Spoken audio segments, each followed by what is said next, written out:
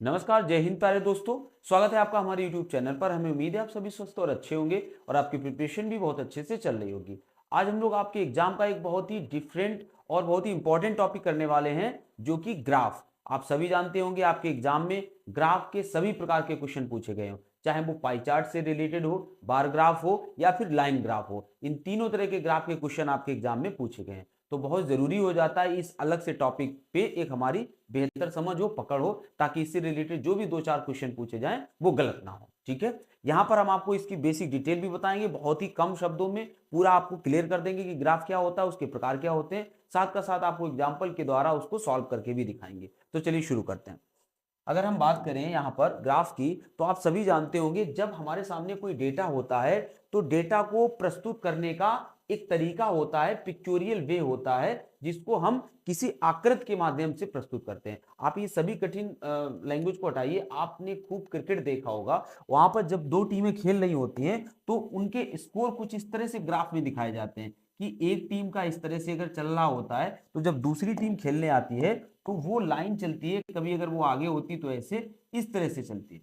तो ये भी एक तरह का क्या है, ग्राफ के द्वारा किसी डेटा को प्रेजेंट करना है। अब आप सभी जानते होंगे कि कंपनियां होती हैं वो सभी डेटा को एक साथ एकदम पूरा डेटा नहीं दिखा सकती हैं। तो अगर पूरे साल का उनको डेटा दिखाना है या रिप्रेजेंट करना है, अपने एम्प्लॉयज को बताना है, तो वो किसका सहारा लेती हैं, ग्राफ का सहारा लेती हैं। इस तरह से ग्राफ का प्रयोग बहुत ज्यादा किया जाता है सांख्यिकी में। ठीक है, तो वही चीज यहां पर लिखिए, ग्राफ एक आरेख चित्रात्मक प्रतिनिधित्व है जो डेटा को व्यवस्थित तरीके से, कैसा, एक सिस्टमेटिक वे में दिखाता है। ये दो या दो से अधिक चीजों के बारे में संबंध को भी दिखाता है।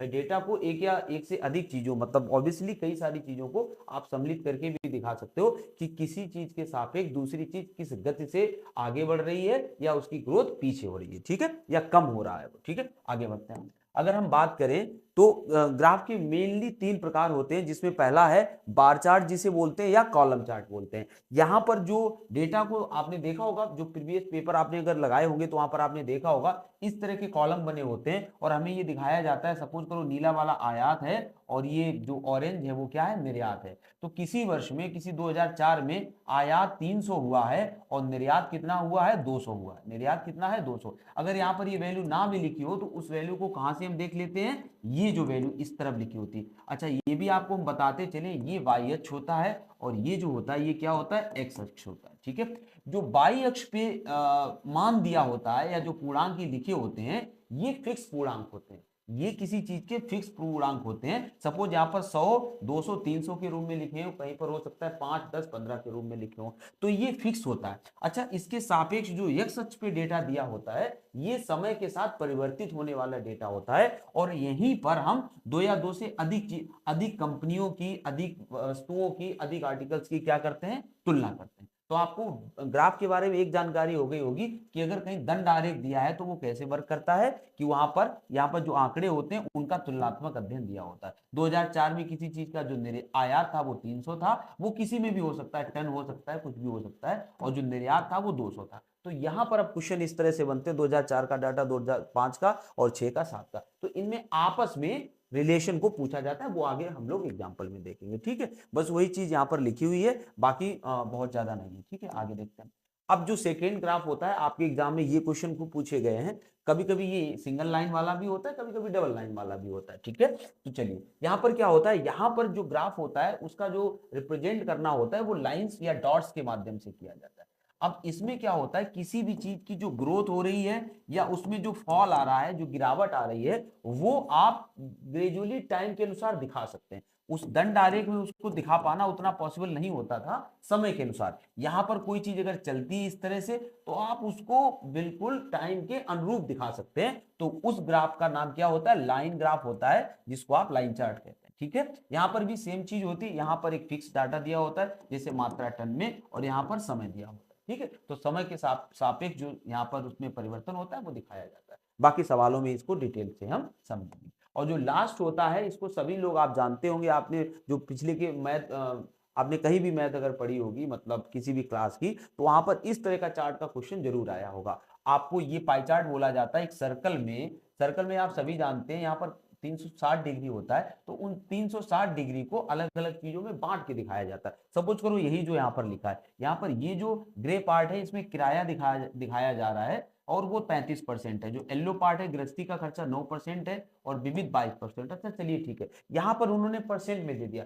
ये डेटा पाई चार्ट में डेटा को दो तरह से देते हैं, या तो वो डिग्री में देंगे मतलब डिग्री में, और या फिर उसको किस में दे सकते हैं, प्रतिशत में दे सकते हैं। ठीक है, आप सभी जानते होंगे अगर कोई चीज डिग्री में देते हैं तो अपने आप में पूर्ण डिग्री कितना होता है 360। अगर यही पूरा खर्चा उसको डिग्री में दिखाना होता, अंश में दिखाना होता, तो ये पूरा कितने के सापेक्ष दिखाया जाता, 360 में ये खंड बटे होते। और वही उसने प्रतिशत में अगर उसको दिखा दिया तो कोई भी चीज अपने आप में कितनी प्रतिशत में पूर्णता कितनी होती है, 100 होती है, तो उसको 100 में उसने बांट के दिखा दिया। अगर आप इन सभी को जोड़ोगे तो आपका 100 आएगा। ठीक है, अब कभी कभी क्या होता है कि ये जो जैसे खंड है, सपोज करो किराए का खंड 35% है, तो वो आपसे पूछ सकते हैं कि 35% अंश में कितने के बराबर होगा, या इस ये जो पाई चार्ट बना है इसमें किराया का जो 35% है वो अंश में बदलिए, इसी तरह का दे सकते हैं। या इसका जो फिक्स कोई डाटा दिया जा सकता है सवाल में, उसको कन्वर्ट करने के लिए दे सकते हैं। तो आपके सामने एक आउटलाइन बन गई कि जब एक कोई भी व्रत होता है तो व्रत में ये जो खंडों को केंद्रीय कोण के सापेक्ष कट होते हैं, तो उसी के सापेक्ष उसका मान होता है। अगर ये बड़ा है तो इसका मान भी बड़ा होगा, अगर ये कोण बड़ा है तो इसका मान भी बड़ा होगा, कोई कोण छोटा है तो उसका मान भी कम होगा। ठीक है, इतना आप पहले से जानते होंगे। आगे बढ़ते हैं।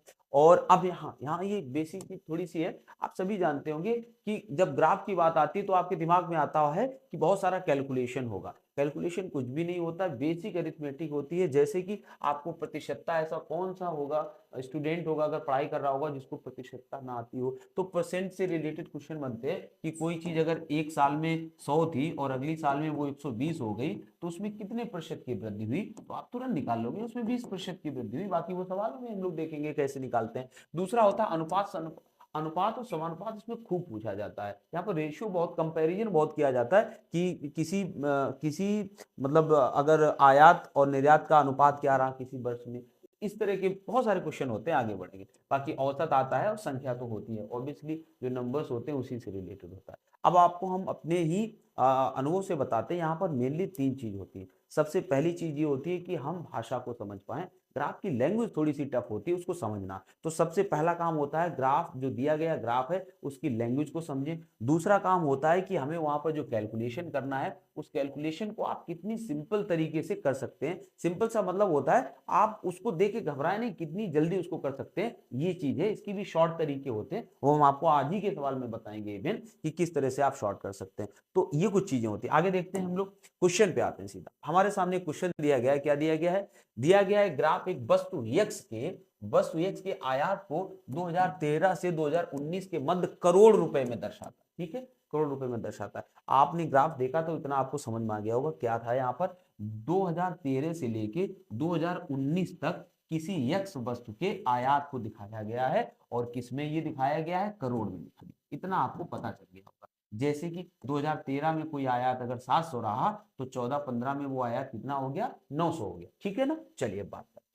अब यहां पर क्या कह रहा है वर्ष, अब क्वेश्चन देखते हैं। वर्ष 2014-15 से 2015-16, 14-15 कहां पर है, 14-15 है ये।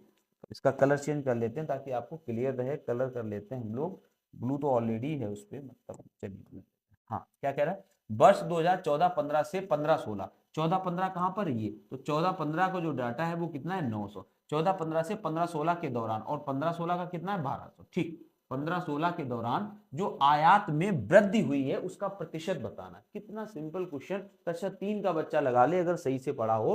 वो ये कहना चाह रहा है जो 14-15 में आयात हुआ है उसके बजाय जो 15-16 में हुआ है तो उसमें वृद्धि कितनी की हुई। तो आप देखिए कोई चीज 900 थी और 900 से बढ़कर कितनी हो गई, 1200 हो गई है। तो कौन नहीं जानेगा, मतलब कक्षा 2 का भी बच्चा कह देगा कि जो यहाँ पर वृद्धि हुई है वो कितने की हुई है, 300 की हुई। ठीक है, अब लेकिन वो वृद्धि नहीं पूछ रहा था, वो प्रतिशत वृद्धि पूछ रहा था। और प्रतिशत के लिए आपने इतना तो पढ़ ही रखा होगा कि जब किसी चीज का हमें प्रतिशत लगाना होता है या प्रतिशत किसी संख्या पे निकालना होता है तो क्या करते हैं। आप अगर अपने हाई स्कूल के मार्क्स देखें, आप कहोगे मेरे 550 नंबर आए थे हाई स्कूल में, और कितने पूर्णांक पे आए थे, 600 में आए थे। कितने प्रतिशत आए थे, तो आपने 100 का गुणा कर दिया था और आपका परसेंटाइल बना था वो निकल आया था। क्या 550 नंबर आए, कितने में आए 600 में आए, कितने प्रतिशत आए 100 का गुणा। बस यही करना होता है प्रतिशत में। कोई चीज 900 से बढ़कर कितनी हो गई है 1200 हो गई, तो कितनी बड़ी है 300। अगर 300 वो चीज बड़ी है और किसके सापेक्ष बड़ी है, नीचे कौन सा रहता है, आधार में कौन सा रहता है, जहां से कोई चीज शुरू होती है। कहां से शुरू हुई थी 900 से 1200 हुई है, तो 900 नीचे रहेगा। और कितने प्रतिशत हुई है, प्रतिशत के लिए कितने का गुणा कर देंगे 100 का गुणा कर देंगे। जब इसको आप काटोगे तो 100/3 आएगा, और 100/3 का मतलब होता है 33.33। अगर 4 भी हो जाएगा तो कोई प्रॉब्लम नहीं है, 33.3%। ठीक है, तो यही हमारा आंसर हो जाएगा। ठीक है, अगला क्वेश्चन देखिए। नेक्स्ट क्वेश्चन है सभी वर्षों के लिए वर्ष दर वस्तु। हाँ भी हमने कहा ना, लैंग्वेज समझना सबसे जरूरी होता है। सभी वर्षों के लिए वर्ष दर वस्तु के आयात की वृद्धि। वर्ष दर आयात में वृद्धि कैसे, इस बात का क्या मतलब हुआ, वर्ष दर आयात में वृद्धि। वर्ष दर क्या हुई, देखिए जो 13-14 में थी 700, वो बढ़कर के 14-15 में 900 हो गई। तो वर्ष दर इस साल में कितनी बढ़ोतरी हुई है, 200 की बढ़ोतरी हुई है। यहां पर देखिए 900 से 1200 हुई है, तो कितने की हुई है 300 की। 12 से 1200 जीरो वृद्धि हुई है। और अगले साल 17 से 18 में मतलब 16 से 17 में जो वृद्धि हुई है वो 100 की हुई है। और यहां पर देखिए डायरेक्ट 2000 हुई, यानी 700 की वृद्धि। ठीक है, तो वर्ष दर वृद्धि की अगर बात करेंगे तो ये वर्ष दर वृद्धि रहेगी। ठीक है, वही बात यहां पर है, सभी वर्षों के लिए वर्ष दर वस्तु x के आयात की वृद्धि का क्या निकालना है, औसत निकालना है। औसत आप सभी जानते होंगे, जितने पद होते हैं उन सभी को जोड़ दिया जाता है, और उसके बाद उसमें पदों की संख्या का भाग लगा दिया जाता है। तो 200, 300, 500, 500 और जीरो जुड़ेगा तो 500 रहेगा, 500, 600 और 7 6 1300, कितना आ जाएगा 1300 आ जाएगा। पद कितने बने जाके 1 2 3 4 5, ध्यान रखना जीरो है लेकिन पद में उसको भी काउंट किया जाएगा। ठीक है, तो कितने हो जाए 1 2 3 4 5, 5 का यहाँ पर हम भाग लगा देंगे, तो जो औसत आएगा वो आ जाएगा 5 दूनी 10, 3 3 30, 5 छक्का 30, 260। यही एवरेज हो जाएगा 260। ठीक है, तो ये औसत वृद्धि है, वर्ष दर जो वृद्धि हुई थी। ठीक है, नेक्स्ट क्वेश्चन देखिए इस पर कैसा बना है। विगत कितने वर्षों तक, बहुत अच्छा क्वेश्चन है ये। हमने कहा था सबसे ज्यादा क्वेश्चन इस तरह के औसत हुए या प्रतिशत से संबंधित सबसे ज्यादा क्वेश्चन बनते हैं, कैलकुलेशन जो होता है। विगत कितने वर्षों तक एक्स का आयात, जो एक्स का आयात रहा वो एक्स के औसत आयात से अधिक था। मतलब वो ये कह रहा है एक्स का जो औसत आयात जो कि हमने निकाला ना, ये भी निकालेंगे, एक्स का औसत आयात जो है उससे कितने वर्ष ऐसे हैं जिन वर्षों का आयात कैसा रहा, कम की ज्यादा, अधिक था, तो अधिक वाले निकालने। ठीक है, तो अगर हम इसका औसत निकालें, अभी आपको समझ में आ जाएगा, पहले आप जो हम कर रहे हैं उसको करते चलिए। औसत की अगर हम बात करें, औसत की अगर हम बात करें तो औसत कितना आ जाएगा 700, 900 और इन सभी को जोड़ के संख्या को उसका भाग लगा देंगे, तो औसत आ जाएगा जाके 9 7 16, 16 और 12 दूनी 24, 24 और 16 40, 40 और ये हो जाएगा 6000, 7300। तो कितना आ जाएगा 7300, और बटे कितने साल है 1 2 3 4 5 6, 6 का यहाँ पर हम क्या लगा देंगे भाग। तो यहाँ पर एक हमें संख्या मिलेगी, औसत क्या मिलेगा, लगा दीजिए 6 एकम 6 और 6 दूनी 12, 1 10, 6 एकम 6, 10 4 40, 6 से 36 और 40 6 से 36, 6 36, ये आया हमारा क्या औसत। औसत हमें मिल गया। ठीक है, अब हमें ये देखना इस औसत से कितने साल की जो वृद्धि है, आयात आयात है, सॉरी वृद्धि नहीं, कितने साल का आयात इस औसत आयात से कैसा रहा, ज्यादा रहा। तो 1216 से ज्यादा कौन है, ये तो है नहीं ज्यादा, केवल 1300 ज्यादा है और 2000, तो ऐसे 2 ही साल ऐसे हैं जहां पर क्या है, ज्यादा। ठीक है, चलिए अब आगे बढ़ते हैं नेक्स्ट क्वेश्चन पे। अगला क्वेश्चन क्या कह रहा है, एक्स के औसत आयात। देखिए हमने कहा है, अब हम ये कैलकुलेशन कर चुके हैं, एक्स का औसत आयात हम पहले ही निकाल चुके हैं, और वो कितना था, एक्स का औसत आयात था 1216.66, ये अभी निकाला था पीछे वाले सवाल में। एक्स के औसत आयात से अधिक आयात और एक्स के औसत आयात से कम आयात के वर्षों का अंतर, बहुत सिंपल। अब सेकेंड का क्वेश्चन बना है 1200 जो 16.66 मतलब 66 था, इससे कितने सालों का अधिक है जो आयात है और कितने सालों का कम है, और उनका हमें डिफरेंस दिखाना। ठीक है, तो इससे अधिक कौन से थे? 2 ही थे, एक ये और एक ये, तो 2 साल अधिक के हैं। और कम के कितने हैं? तो 4 होंगे ना। कम मतलब ये भी कम, 2 3 4 4, तो इनका जो डिफरेंस आएगा वो कितने का आएगा? 2 का। हमारा आंसर हो जाएगा 2। ठीक है ना। औसत से कितनों का ज्यादा है, कितनों का कम है? 2 आया। अगला देखिए क्वेश्चन। नेक्स्ट क्वेश्चन है, वर्ष 2018-19 के दौरान एक्स का आयात, वर्ष 2018-19, 18-19, ये 18-19 का है। वर्ष 2018-19 के दौरान एक्स का आयात सभी वर्षों के एक्स के आयात के उसके औसत से कितने प्रतिशत अधिक है? फिर से सवाल हमारी लैंग्वेज समझ लीजिए। जो वर्ष 2018-19 में एक्स का आयात है 2000, ये जो सभी वर्षों का जो आयात निकला था, कितना निकला था? 1216.66। सभी वर्षों का जो औसत आयात निकला था, इससे ये यानी 2000 कितने प्रतिशत ज्यादा है? ठीक है, तो हम ये हैं कि 1216, नहीं ये नहीं, मतलब ये ज्यादा है, सॉरी, ये नहीं ज्यादा है, ये ज्यादा है। कौन सा? 18-19 वाला ना। तो 18-19 वाला औसत से कितना ज्यादा है? तो बस हमें निकाल लेना है कितना ज्यादा है। तो 2000 में माइनस 1216.66, और किससे तुलना कर रहा है? 2018-19। 2018-19 के दौरान एक्स का आयात सभी वर्षों के एक्स के आयात के उसके औसत से, देखिए तुलना करनी है हमें इससे, तो यही नीचे आएगा 1216.66, और कितने प्रतिशत ज्यादा है? गुणे 100। ठीक है, हो गया।